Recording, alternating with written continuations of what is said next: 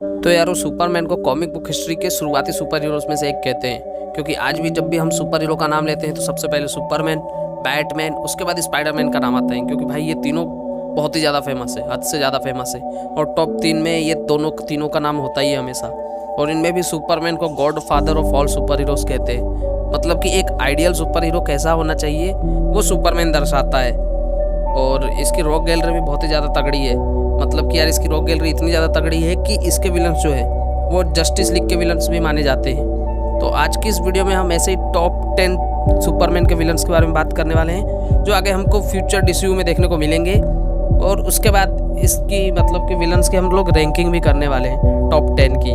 तो आज की इस वीडियो में बड़ा मज़ा आने वाला है। अब हमने नंबर 10 पे रखा है लेक्स लूथर को। अब जो डीसी कॉमिक्स को फॉलो करते हैं उनको पता है कि लेक्स लूथर कितना बवाल चीज़ है।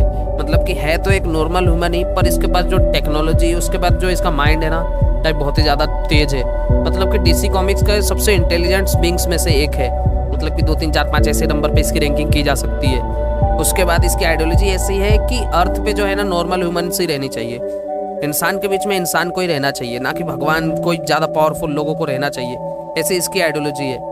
मतलब कि जैसे नॉर्मल पीपल्स है, नॉर्मल पीपल्स के बीच में नॉर्मल पीपल्स ही रहना चाहिए, कोई हायर लेवल पीपल नहीं रहना चाहिए, क्योंकि उसके लिए खतरा हो सकता है ये। तो इसीलिए काफ़ी अच्छी इसकी आइडियोलॉजी भी लगती है। और उसके बाद ये बहुत ज़्यादा खुराफाती भी है। मतलब कि बहुत सारे स्टोरी लाइन में ये विलन देखने को मिल चुका है। उसके बाद बहुत सारे स्टोरी लाइन्स में ये सुपरमैन को असिस्ट भी करता है। तो देखने में ये काफ़ी ज़्यादा सही रहेगा। लेक्स लूथर तो वैसे डीसीयू में देखने को मिलेगा ही मिलेगा। और निकोलस हल्ट जैसी अच्छी खासी कास्टिंग भी कर ली है जेम्स गन ने। तो मैं इसको देखने के लिए बहुत ही ज़्यादा एक्साइटेड रहूँगा, क्योंकि अच्छा विलन है। स्टोरी लाइन्स को अच्छा खासा ये मतलब कि एक शेप प्रोवाइड करता है ये। अब मैंने नंबर 9 पे रखा है टॉयमैन को। अब टॉयमैन को जाना जाता है बहुत ही पुराने सुपरमैन के विलन के रूप में, और ये फेमस इसलिए है क्योंकि इसका दिमाग बहुत ही ज़्यादा तेज है। उसके बाद ये टॉयज़ से बहुत ही ज़्यादा प्यार करता है। मतलब कि टॉयज़ के साथ ये इसका अलग ही लगाव है। मतलब कि टॉयज़ को लेकर ये बहुत सारे वेपन्स बना लेता है। उसके बाद थोड़ा एविल प्लान्स भी रहते हैं इसके। अब टॉयमैन को इस लिस्ट में खास बनाता है उसका चाइल्डिश बिहेवियर, उसके बाद उसका एविल प्लान्स। मतलब कि यार दिखावा कुछ और करता है और इसकी रियल पर्सनालिटी कुछ और है। तो इसलिए मैं इसको देखने के लिए एक्साइटेड हूँ। अब इस लिस्ट में मैंने नंबर 8 पर रखा है डार्क साइड को। अब बहुत लोग बोलेंगे कि भाई डार्क साइड को नंबर 8 पे क्यों रखा तूने, इतना फेमस है, इतना डीसी कॉमिक्स में इसकी स्टोरी लाइन इतनी अच्छी होती है ये फेमस है, पर ये बहुत ही ज़्यादा वाइडली पॉपुलर है। उसके बाद डार्क साइड के पास मालूम है कि ये बहुत ही ज़्यादा खुखार है, एंटी लाइफ इक्वेशन के भी पीछे पड़ा रहता है, और इसको हराने के लिए अकेला सुपरमैन काफ़ी नहीं है। इसके लिए पूरी जस्टिस लीग लगती है। और ये वैसे भी देखने वाला है, मतलब कि हमको डीसीयू में तो देखने वाला ही है, क्योंकि इतना अच्छा विलन है, ये लोग कैसे इसको छोड़ेंगे। उसके बाद न्यू गॉड है, तो ये देखने को मिलेगा, इसीलिए हमने इसको थोड़ा पीछे रखे हैं, क्योंकि ये देखने को मिलेगा और इसके लिए पूरी जस्टिस लीग लगेगी। पर सुपरमैन से और इसकी जो फिस्ट फाइट होती है ना, हेड टू हेड, ये काफ़ी अच्छा लगता है। तो इसलिए मैं इसको देखने के लिए बहुत ही ज़्यादा एक्साइटेड रहूँगा। और हमारी लिस्ट में ये नंबर 8 पे है। बाकी ओवरऑल पावर रैंकिंग में तो भाई ये सबको पछाड़ कर ऊपर जाएगा ये। अब नंबर 7 पे हमने रखे हैं वार वर्ल्ड के राजा मोंगुल को। अब ये इतना ज़्यादा पावरफुल है कि क्या ही बताऊँ। मतलब कि आप इसको सेम टू सेम सुपरमैन की लेवल का कह सकते हो, उससे ज़्यादा।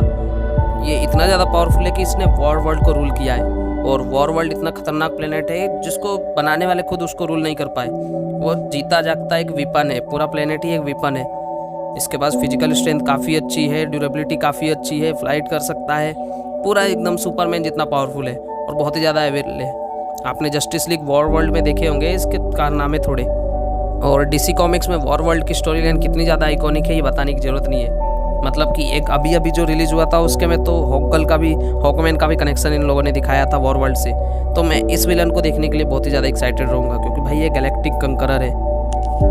अब नंबर 6 पे हमने रखे हैं जनरल जोड को। अब जिसने मैन ऑफ स्टील मूवी देखी है उनको पता ही होगा कि 1 घंटे तक फाइट चली थी इन दोनों की, और भाई कितना ज़्यादा डिस्ट्रक्शन हुआ था ये बताने की ज़रूरत नहीं है। मतलब कि भाई पूरे सुपर हीरो जितनी भी मूवीज़ आई उसमें सबसे ज़्यादा डिस्ट्रक्शन इसी में हुआ था।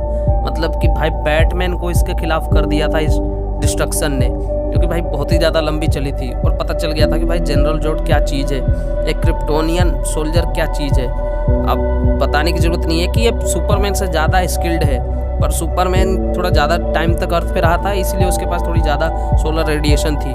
बाकी जनरल जोड भी उतना ही पावरफुल है, और फाइटिंग स्टाइल में सुपरमैन से भी ज़्यादा अच्छा है। तो मैं इसको एक बार और देखने के लिए उतना ज़्यादा तो एग्री नहीं करूँगा, क्योंकि हमने बेस्ट वर्जन ऑफ जनरल जोड पहले ही देख लिए हैं। जो मुझे काफ़ी अच्छा लगा था। पर फिर भी भाई रैंकिंग में ये सुपरमैन का विलन काफ़ी अच्छी पोजीशन को ये होल्ड करता है। अब नंबर 5 पे डूम्सडे। अब डूम्सडे को सुपरमैन के लिए सबसे ज़्यादा फॉर्मिडेबल विलन कहा जाता है, क्योंकि भाई ये बहुत ही ज़्यादा पावरफुल है और इसको कभी मारा नहीं जा सकता। अब ये नतीजा है हज़ारों लाखों एक्सपेरिमेंट्स का, मतलब कि इसको बार बार मारा गया और मरने की वजह से इम्यून करके वापस से इसको ज़िंदा किया गया। तो ऐसा करके इसके पास बहुत ही ज़्यादा इसके ऊपर एक्सपेरिमेंट किया गया, तब जाके ये इतना खतरनाक हुआ है। और ये माइंडलेस बीस्ट है। और इतना समझ लो कि इसने अपने पहले अपीयरेंस मतलब कि death of Superman story line में इसने सुपरमैन को मारा था, और इसके अलावा भी मल्टीपल सुपरमैन को मार चुका है, बहुत सारे कैरेक्टर्स को भी ये मार चुका है। तो है भाई ये बहुत ही ज़्यादा पावरफुल है और सुपरमैन का सबसे फॉर्मिडेबल विलन है।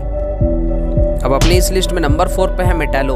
अब मेटालो है तो वैसे एक ह्यूमन ही जिसको फ्यूज़ किया गया है क्रिप्टोनाइट से, और हम लोगों को मालूम ही है कि सुपरमैन की एक बहुत ही बड़ी वीकनेस है क्रिप्टोनाइट, मतलब कि उसके खिलाफ वो एकदम जीरो हो जाता है, नॉर्मल हो जाता है। अब नंबर 3 पे सुपरमैन का सबसे ज़्यादा आइकॉनिक विलन मतलब कि ब्रेनियक। अब ब्रेनियक सुपरमैन लेगेसी मूवी में दिखने वाला है। इसकी 1000 लाख रूमर्स पहले ही हवा में उड़ रही है, और ये सुपरमैन का इसलिए अच्छा विलन है क्योंकि पहले तो ये एलियन एंड्रॉयड है, उसके बाद इसके पास इतनी पावर से कि ये पूरी सिटीज़ को श्रिंक कर लेता है और एक बोतल में रख देता है।